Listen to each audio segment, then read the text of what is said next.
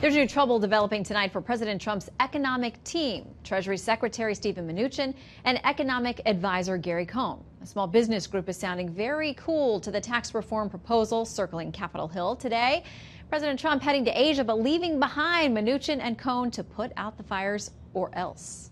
So if I have any problems, I will be blaming Mnuchin and Cohn. Believe me, you'll be hearing from it. Well, President Trump says he wants to lower individual rates for low and middle income Americans, keep the highest tax bracket at 39.6%, and lower the corporate tax rate to 20%. Tonight, I spoke with Treasury Secretary Steve Mnuchin about all that. The president says he is holding you responsible for getting this thing done. You know, over in the House, they could only lose 22 votes to get this moving, and the Senate says it's working on a plan of its own that may be substantially different. How do you get this done and to the president's desk? Well, I think we couldn't be more excited about where we are. We've been working with the House and Senate leadership since the beginning of the year.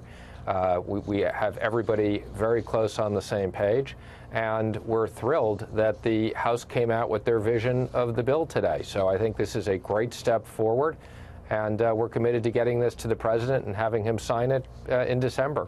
No surprise the Democrats did not like it. You'd be shocked if you didn't hear from them. I got a slew of emails today from different groups, one saying middle-class families will be taxed more both now on student loans, mortgage interest, and medical expenses, and later in the billions this plan will add to the federal debt. Another says Republicans are moving forward with a partisan plan to raise taxes on workers and middle-class families in order to give a massive tax cut to the wealthiest Americans and biggest corporations. Nancy Pelosi calls it a Ponzi scheme. She also says this about what the plan will be in her estimation. We are waiting in anticipation to see what further harm the Republicans will do with their deficit increasing, job killing, tax cutting for the rich bill that they're going to present. Do you expect to get a single Democrat vote, Mr. Secretary?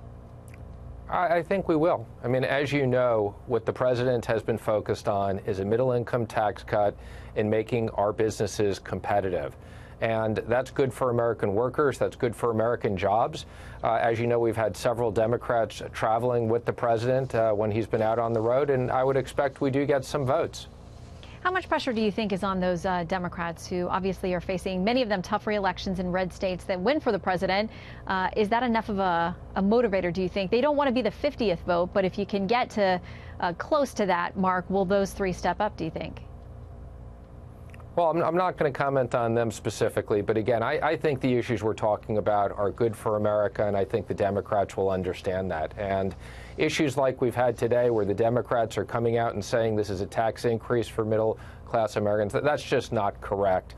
And as people understand the facts, this is really what we're focused on, is something good for the middle class, good for jobs, making business competitive. There seems to be some skepticism on other parts of the Hill as well. This is what Senator Corker, obviously a member of the GOP, had to say about how he views how this whole thing is playing out now. There's been a general atmosphere change since the election where, you know, we used to care about the deficit issue, and it feels like we've entered into a party atmosphere here now where, you know, let's cut the amount of revenue that comes in, let's spend more money. What about cutting spending? Well, I think, first of all, Senator Corker was very helpful in us reaching the compromise to get the budget passed. And as I've gone through the numbers with him, the $1.5 trillion, we believe that that's $1 trillion once you get down to the policy. And we think there's over $2 trillion of growth. So we're focused on creating huge opportunity for Americans, huge growth, and creating additional revenues to pay down the debt.